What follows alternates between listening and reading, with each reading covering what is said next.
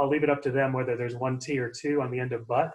But still, this is BS. I mean, going to longer sprints because you don't know how to split stories, that's just BS. It's a learned skill.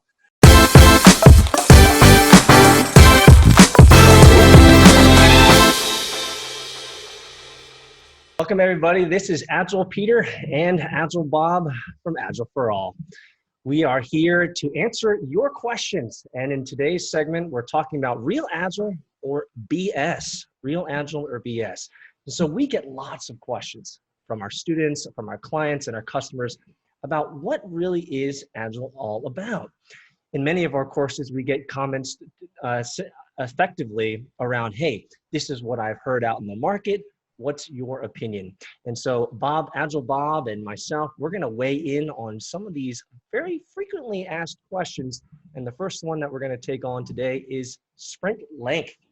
And so real Agile or BS? The topic of the day is sprints of 3 weeks or more. So Agile Bob, is that real Agile or is that BS? Well, Peter, I think most people would say it's real Agile because you're still doing less than 1 month sprints, but I'm honestly going to call that BS. I think in today's world, 2 weeks and shorter have to be what you're doing. If you're doing longer sprints, all you're doing is hiding your problems. A month-long sprint might have worked when Scrum was created back in 1986, but today's world moves way faster than it did then. It's just too long. I think that you end up having even more stuff that you don't get finished, or whatever problem you're trying to resolve by going to longer sprints, you're just making it worse. So I'm going to call BS on this one. How about you? I would essentially say the same. I would say it's relative BS given the context of today's world. I often get a comment, and I'm sure you do as well. Actually, I know you do as well, around the whole idea of, well, we can't break stuff down into small chunks that'll fit in a 2 week or 1 week iteration. Has to be, Peter. It has to be, Bob, 3, 4, maybe 6 weeks in length. And the question, whenever I receive that question, one of the things that always comes up in my mind is, number one, are we giving development teams, are we giving the product teams working with the development teams enough time to sufficiently break those ideas down? Sometimes I like to add a small quip here, is that all of the clients that I've ever worked with, they always tell me that they hire the best engineers, the best developers. So if that's so, then we should give them the opportunity and the advantage of taking some time out to break stuff down into smaller iterations that can fit in a 1 week to 2 week iteration. So I'm going to go with you, Agile Bob. I think it's relative BS. I think it's more of an organizational constraint or an organizational issue that doesn't allow the teams to break stuff down more than whether it's hey, we just can't fit it in. Is that fair? I think it's fair, but it also, I think, runs into the fact that teams don't know how to split stories down smaller. They just don't have that skill. As you know, on our website, we have the story splitting flowchart that we've used for years. I think it came out first in 2011. And teams have used it successfully since then. The key is to understand, how do we split not along technological barriers, but along value barriers? Mm-hmm. So how can we make sure each story still has a slice of value in it, so that we're still doing the incremental part of iterative and incremental? And it's a skill teams need to learn. It's one of the most important skills they need to learn. The other thing they need to understand is the process you're talking about is basically backlog refinement. And the Scrum Guide says that should take up to 10% of a team's time. Well, 10% of a 2 week sprint is an entire day. No team I know of takes an entire day to do backlog refinement every sprint.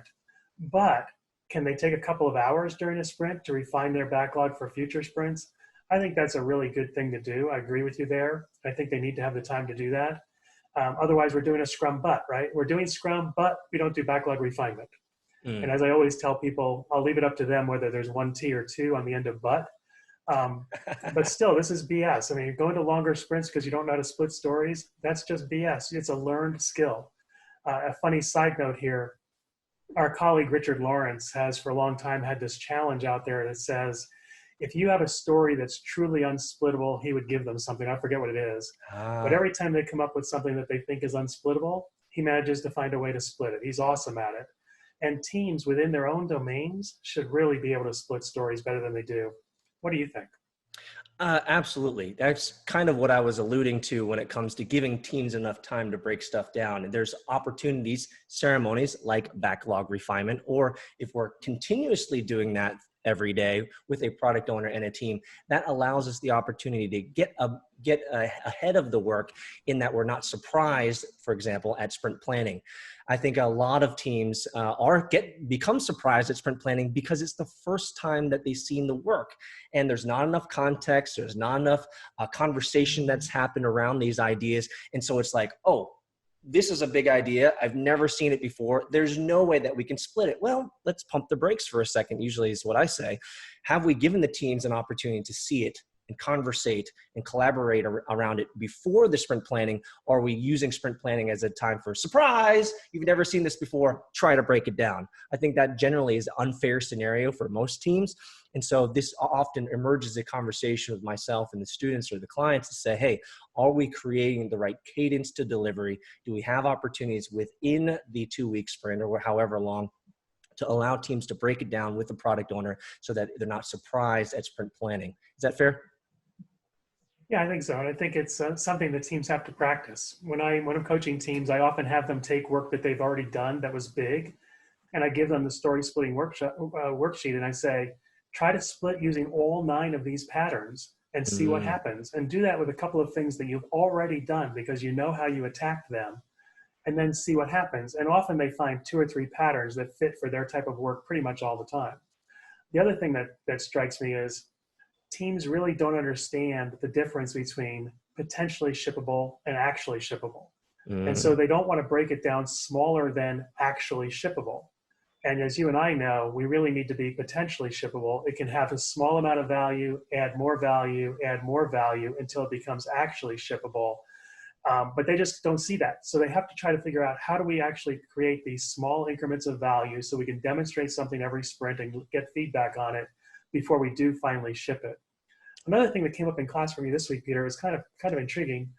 A company said, well, we actually, when we get to the sprint review, that item is done. And I said, yeah, okay, you're going to learn about it and refine it if you need to. Oh, no, we consider it done. Like, one of the things people have to recognize is when we get to the end of the sprint and we have items completed, they're potentially done. We're going to learn about them, and we may enhance them in future sprints. So this concept of we have to have a story that's big enough to have value to ship, and therefore we need longer sprints. That's a concept that needs to die. And that's part of why I call BS on this whole longer sprint thing. Absolutely. So if I could summarize up a lot of what Agile Bob and myself have essentially said here, is that learning to break things down as an organization, not just as a team or a product owner or a scrum master, but learning to break stuff down as an organization is a learned thing. It takes time, intentionality to learn it. As you said, from this user story splitting worksheet from our colleague, Richard Lawrence, there's 9 patterns. And I think there's actually a couple more that I figured out. They're not perfect. They're kind of permutations to those 9 patterns. There really are a lot of ways to split it. However, it's one of those things that we need to take time and intentionality to learn as an organization. Is that fair? I think so. I think it's one of the most important skills that dev teams need to learn is, how do we split things down to make them still have value but be small? And the better we can do that, I look at it as the game of Tetris. As things are falling down from the top, I want these little blocks, and the bottom is my sprint. And the more little blocks I have, the more things I can easily fit into my sprint. It just all works out. I love it. I love it. Well, to summarize up for everyone out there, when it comes to anyone giving you a line of, hey, we can't break it down, it's got to be in a 3-week, 4-week, or even longer sprint, we here at Agile for All, we're calling BS on that idea. BS for sure. BS for sure. Well, thanks guys for joining us in today's episode of Real Agile or BS. Long sprints? Well, probably not a good idea. Thanks guys for joining us again, and we'll see you guys next time.